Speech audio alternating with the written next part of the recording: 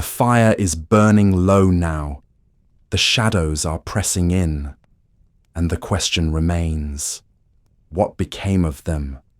The men, the women, the children of that small, determined colony who stepped into the North Carolina wilderness and vanished beyond the horizon of recorded time. Tonight, we return to the end of all known things, to the silence that followed. John White, the man who had crossed an ocean twice, who had searched the island where his footprints once mingled with those of his daughter and his granddaughter, would never find them. He would die in England, carrying the weight of a mystery that had no mercy and no resolution. He spent his final years adrift between hope and grief, writing letters that thinned into regret, sketching scenes of a world that no longer held those he loved, watching the glow of his life dim without the comfort of knowing how theirs had ended. And with him, something shifted in the story of Roanoke. The search became a memory, and then a burden, a question handed forward through generations, never answered, never satisfied. Yet even in the absence of truth, stories began to grow. Whispered possibilities, stretched across time like thin threads, each one trembling with the need to fill the silence, each one reaching toward the unknowable. One of the earliest threads came from the forests beyond the Outer Banks, from travelers who spoke of a people unlike the others along the coast, a group of indigenous families with curious features, pale grey eyes that caught the light like storm glass. These stories drifted back to English ears, and for a moment, the idea of survival flickered, not as a certainty, but as a fragile suggestion. The legend of the grey-eyed Indians became a tale shaped by distance, hope, and longing. It spoke of assimilation, not disappearance, a merging of cultures rather than a collapse, a path where the colonists did not die, but lived on in another way, folded into the world they had come to inhabit, transformed by it, protected by it, rewritten by it. Some accounts claimed these people spoke fragments of English. Others said their villages held European tools or carvings, but these claims were never confirmed. Much like the haze that settles over coastal marshes, they shifted and evaporated when approached. Still, the legend endured because it offered a gentler ending, one touched by adaptation rather than destruction. Another thread emerged centuries later, carried not by rumour but by stone. It began in 1937, when a tourist wandered near the banks of the Chowan River and claimed to discover a carved tablet, a slab of rock etched with words said to be from Eleanor Dare, a message from the daughter John White had searched for, a voice calling out across time, speaking of hardship, of war, of death, and of a final resting place far from Roanoke. This stone, now known as the first of the Dare Stones, ignited a storm of curiosity. Scholars examined it, questioned it, doubted it, debated it. Some believed it could be genuine. Others insisted it was a fabrication, a clever forgery, a misdirection born from modern hands. But then more stones appeared, dozens, each offering new fragments, new stories, new suggestions of what might have happened. Too many, some said, too convenient, too tailored to the hunger of the public. Most were eventually rejected, considered hoaxes, artifacts of imagination rather than history. Yet even through the haze of doubt, the first stone remained a puzzle. Its language, its weathering, its emotional gravity, all resisted easy dismissal. Was it real? Was it a message left for a father who never returned? Or was it only another attempt to give shape to the emptiness, to soften the sharp edge of uncertainty? The truth has never settled, and perhaps it never will. For every theory that rises, another falls away. Every voice that claims certainty is answered by a deeper silence. Some imagine the colony scattered by storms. Others envision conflict with surrounding nations. Still others believe the settlers tried to sail home, their small boat swallowed by the Atlantic without a trace. Each possibility leads to another branching of shadows, another corner of the story where the lantern light fades. What we do know is that the world around Roanoke was vast, untamed, filled with alliances and dangers the English did not fully understand.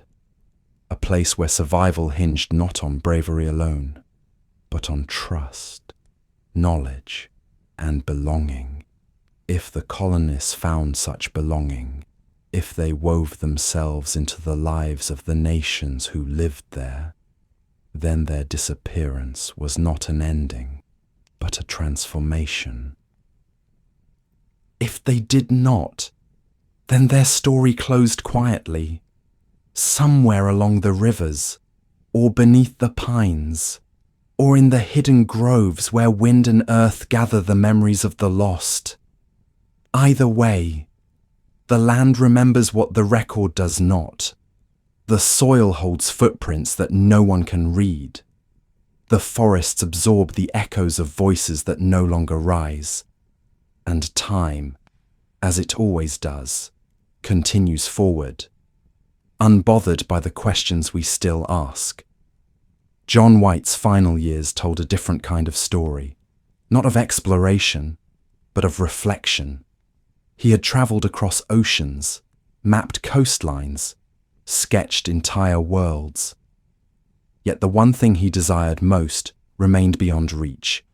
He died without closure, without answers, without the comfort of knowing whether his family suffered, or survived, or found peace.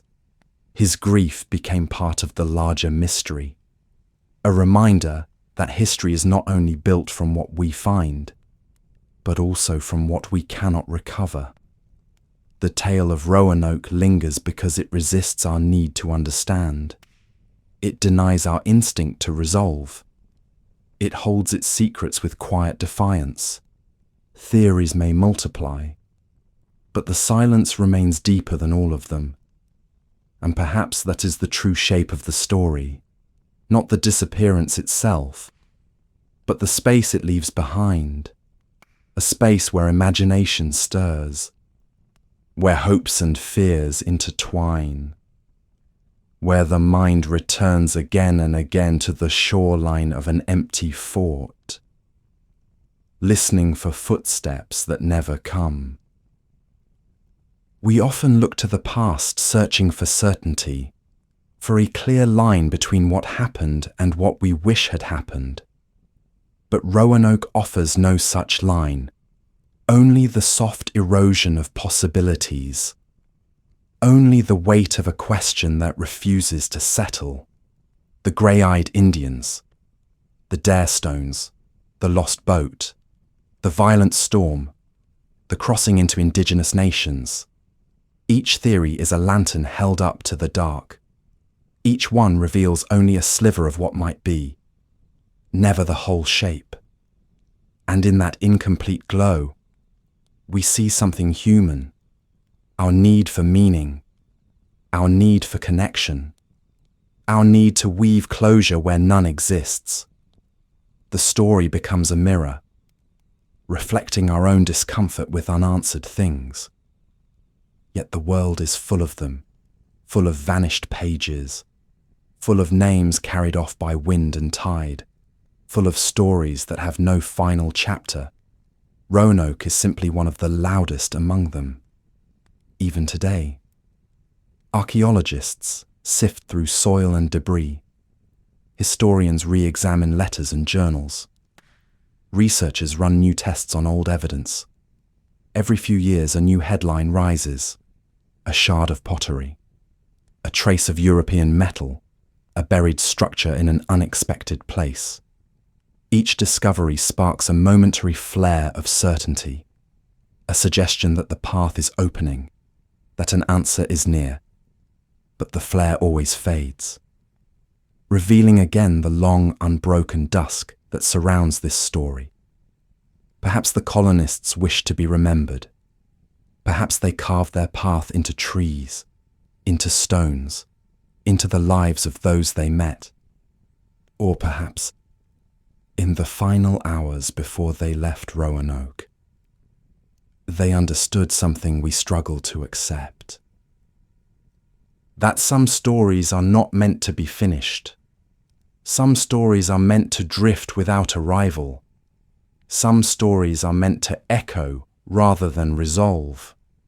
As we sit here now, with the fire low and the night deepening, it becomes clear that the mystery itself has become the legacy, more enduring than any explanation could ever be. The unanswered question is the monument. The silence is the inscription. John White never reached the end of the path he began, and neither have we. But there is a quiet beauty in that. A reminder that history is not always a lantern. Sometimes it is a shadow. Sometimes it is an open field where footsteps fade before they reach the tree line. And in those spaces, the past breathes differently, more softly, more freely. The colony of Roanoke may have dissolved into those spaces, into the forests, the rivers, the nations, the storms, into stories told around fires older than any English map, into memories carried in languages the colonists never learned. They may have lived long lives, or short ones. They may have vanished all at once, or drifted apart over years. Nothing we uncover now will transform that uncertainty into truth. And perhaps that is the quiet lesson hidden beneath the mystery. We do not own the past. We only listen to it. We do not command answers. We only stand in the dark and wait for whatever faint echoes still remain. Theories will continue to rise and fall, some with evidence, some with hope, some with the fragile architecture of imagination.